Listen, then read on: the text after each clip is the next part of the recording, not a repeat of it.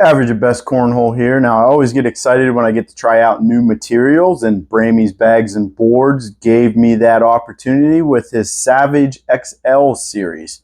Now, this material is 100% polypropylene, so it is a true carpet bag, and Bramy's calls it XL herringbone. Now, herringbone is a pattern, it's not a material. The common herringbone material we all know, everybody just calls it herringbone because of that pattern. This does play very similar, but the hand feel to it might not be for everybody. I can tell you though, honestly, once this broke in, it got super soft and it didn't bother me at all.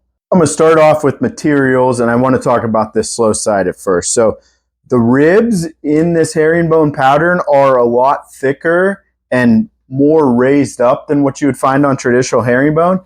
And I think it fuzzed up a little bit more because there's more surface area around those ribs to fuzz up. And then the fast side on these, this is that other 9-speed fast side. It's found on like the BG Valkyrie, Cornhole Coastal uses it on their Creature Fear and Icon. I think it's a little bit softer than like that Viper Pro Sniper fast side. Bramy lists the speeds on this bag as a 5 on the slow side with a 9 on the fast side. I agree with the 9. We all know this material plays in the 9. I think this plays a little bit slower than a 5. I think it plays a little bit slower than regular herringbone, but it's a touch faster than OG. So, I mean, this would be in like that 4.5, 4.75 range in my opinion. The template for Bramy, it's pretty common around all his series. So I usually call this like a medium to small template. There is all small flat discs in these bags for the fill. And the slow side material is a little bit thicker, so it doesn't give a ton of flop to the bag. And I like the fill choice on these because the material is tacky enough that you can shape shots with it, but the flat fill is going to help out people that don't really throw, you know, like a perfectly flat bag, because it's not going to kick as much on them as it would if there was round fill in there. It's time for the slide up, and I'm going to start with a highlight and a low light of this series.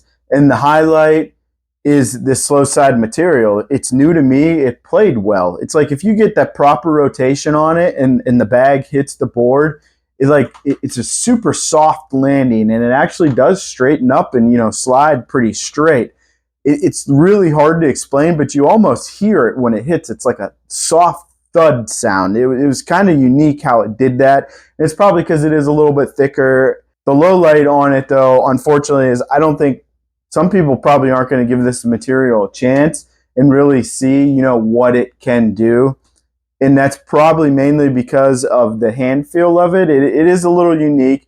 Like I said, though, it does soften up, and it's, you know, it's not as bad once it's broken as it was when you first got the bags. Forgiveness on these, and like I stated earlier, the flat fill on them, you know, it really helps someone that doesn't have a flat bag, but I wouldn't consider this a forgiving bag. Yes, the flat fill helps, but it is a tacky, you know, true carpet bag, so it's going to kick some.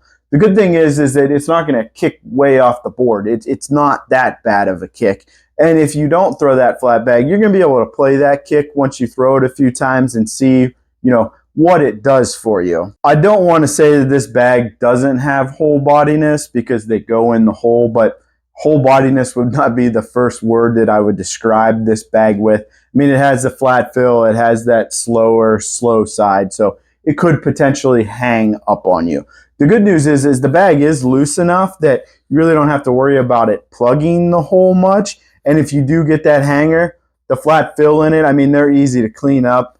You won't have any issue getting that bag that's hanging there into the hole, you know, if it's on the front half of the hole. If it's on the back half, you're going to have to airmail drag it, and they did well with that because of that thicker material. Sometimes acts like a teeter-totter. You know, if that bag's sticking over, the stiffer material hangs out more in the hole, so it gives you more of a target to aim for with that airmail. And I just touched on collectability, but I want to get into it a little bit more. I was impressed with how these collect. I do think flat-filled bags collect a little bit better, and I do think thicker, slow-side material bags collect a little bit better. It's like they don't bounce off of each other. And, you know, I said that this material fuzzed up pretty good because of these extra ribs. Sometimes I think maybe the fuzz on there actually helps grab the other bag you're trying to collect. So there was no issue trying to bring bags off from the side and get it back in your lane so you can clean it up with these. My opinion on the playability of this series is kind of use it like as a hybrid play style. You can play a little bit of a dirty game, but you can also run holes with it, especially on, you know, really fast boards.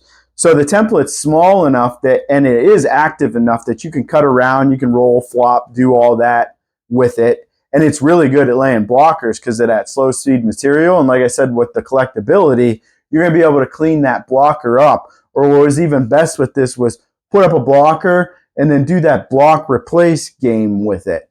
Just so there's always something right there in front of the hole to distract your opponent, because the template isn't, you know, large enough, I guess, to be like super intimidating on the board, but any bag in front of that hole is going to be intimidating to your opponent. And I mentioned break-in a little bit, but I want to dive into that a little bit more. I mean, thicker materials like this, they take longer to break in. Don't get discouraged. You have to take the time to break the bag in. But that's a good thing, because then you get more experience throwing this bag.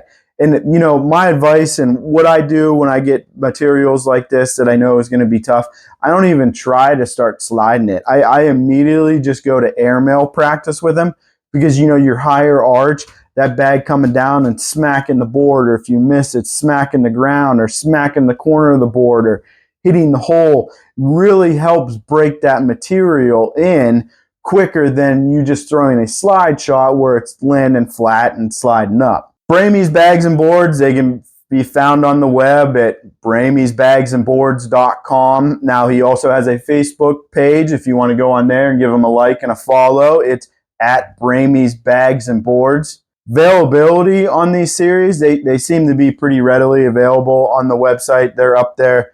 Multiple different colorways. You know, this shark design, like that's the common design for them, which it's a pretty crazy looking design. And the cost, that's another good thing about these bags, $75 for a set of these series. My overall thoughts on this series, I'm kind of going to end it the same way I started. It's always exciting to try out new materials. And if you're a cornhole bag nerd, kind of like me, I mean, I highly suggest giving these a try just because it's something unique. I think Bramy did a good thing finding this material and using it. It is a little different. Like I said, it's kind of right in between a herringbone and an OG carpet. So if you're looking for something in that range, this bag is going to suit that. Now, unfortunately, it's not going to be for everybody, because the hand feel on it is a little different. And if you're active at going to switches or blind draws, you might have problems getting a random partner to want to throw this because they're not experienced with it. They've never felt that material before. So I think that's probably its biggest downfall, but that's the same downfall for all unique materials. People are used to the same things, and that's usually what they want to try. And I just want to end this with, you're going to be average at something, be average at cornhole.